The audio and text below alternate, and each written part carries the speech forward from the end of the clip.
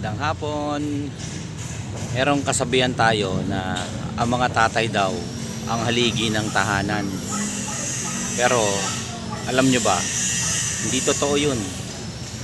Baliin natin yun ngayon na ang mga tatay ay hindi haligi ng tahanan.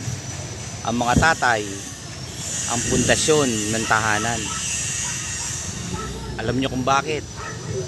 Kasi ang mga tatay ang bumubuhat ng lahat ng concern sa loob ng bahay. Concern sa mga anak niya, mga concerns sa iba't ibang uri ng mga responsibility sa loob ng bahay, concern sa kanyang asawa. Yan ang mga binubuhat ng tatay. Kaya siya ay ang pundasyon ng tahanan. Alam niyo ba kung bakit ang gustong pabagsakin ang mga tatay?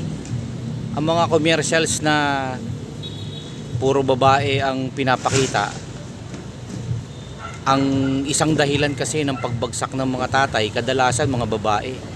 Kaya sa social media puro mga babaeng nagpapakita ng katawan nila, maraming mga modelo na nagpapakita ng mga parte ng katawan nila. Yan yung mga dahilan kung bakit ang mga tatay ay napapansin natin na gustong ibagsak ng mga sistema sa social media. Kasi kapag ang tatay ay bumagsak, masisira ang pundasyon ng pamilya, mawawasak ang pamilya. Kaya po tayo sa ating mga meetings ay pinalalakas natin ang mga tatay.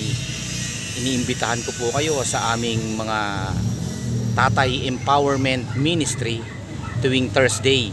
So updated po, i-update po namin kayo sa mga oras at sa mga lugar na meeting po namin upang tayong mga tatay ay hindi basta-basta maibagsak ng mga sitwasyon sa ating buhay, kundi ang mga tatay ay kumuha ng lakas na nanggagaling sa ating Panginoon. Yun lang po, maraming salamat. Bye-bye!